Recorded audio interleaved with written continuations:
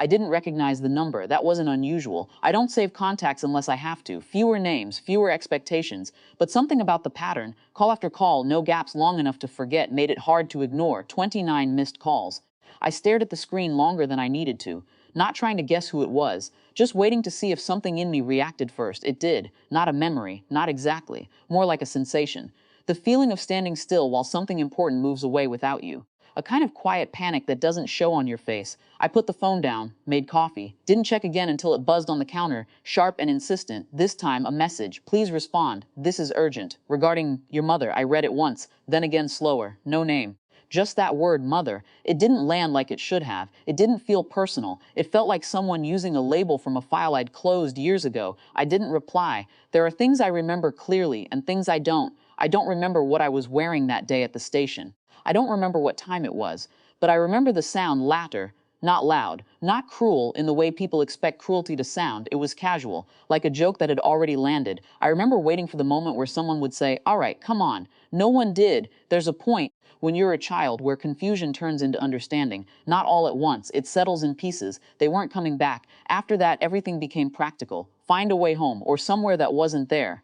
I didn't think about it as abandonment then. That word came later. At the time, it was just a problem that needed solving, and I solved it. I didn't go back. The calls didn't stop. By the afternoon, there were more messages. Different tone this time, less vague. "We need to speak with you directly. Time-sensitive matter. Please confirm receipt." It read like something official trying not to sound official. That's what made me finally respond, not emotionally, just to control the situation. "Who is this?" The reply came almost immediately, a name I didn't recognize. Then an organization. Then, finally, something clear.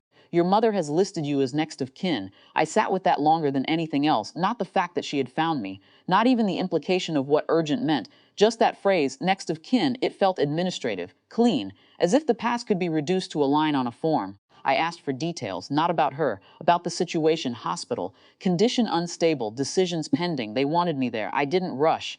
That surprised them, I think. It didn't surprise me. I took the time to understand exactly what was being asked, what my role would be. What authority came with it? It wasn't about her. Not yet. It was about not walking into something unprepared. When I arrived, no one recognized me. That was expected. I introduced myself at the desk, gave the name they had been calling. Something shifted immediately, subtle but clear. A different tone, more careful, more attentive. Authority, once confirmed, changes how people speak to you. They led me to a room, not hers. An office paperwork first. They explained her condition in clinical terms, complications, uncertainty, options that required consent. I listened, asked questions, took notes. It felt like handling a case that had nothing to do with me. Until they asked gently if I wanted to see her. That was the first moment I hesitated. Not because I didn't know what I'd say. I already knew I wouldn't say much.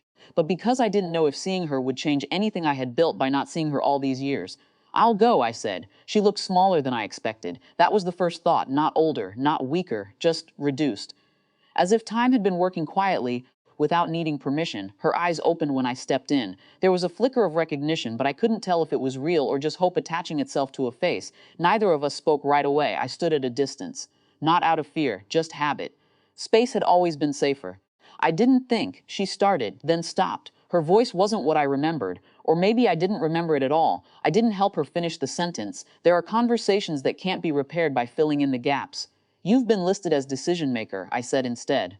"They need clarity on how to proceed." It sounded cold. It wasn't meant to be kind. It was just the truth of why I was there. She watched me for a long moment, searching for something, maybe a version of me that didn't exist anymore. "I was going to call," she said. I didn't respond. Not because I didn't believe her, but because it didn't matter. Time doesn't rearrange itself around intentions. The decisions weren't simple, but they were clear. I made them based on what was in front of me, not on what had happened 20 years ago. That separation mattered. It meant I could act without being pulled backward. When it was done, the staff thanked me. There's a specific kind of gratitude reserved for people who make difficult choices without hesitation. It's mistaken sometimes for strength. It's usually just distance. Before I left, I went back to her room. She was awake. "I didn't come back," I said. It wasn't an accusation, just a statement. "I know," she replied. There was no defense in her voice, no explanation ready to follow, just acceptance. "I built a life without you," I added. She nodded slowly. "I can see that. We stayed like that for a moment. Two people connected by something that no longer functioned the way it was supposed to." "I'm not angry," I said. That part was true. Anger requires energy I had already spent elsewhere. But I'm not available either. That seemed to land. Not as a rejection, more like a boundary being placed where there hadn't been one before. She closed her eyes briefly, not in pain, in acknowledgement. I understand, she said. I believed her. I didn't stay long after that. There was nothing left that needed to be said in that room.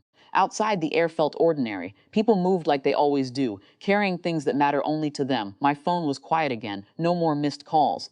I walked away without looking back, not out of principle. Just because there was no reason to, some things don't resolve. They settle into place, and you learn how to live around them.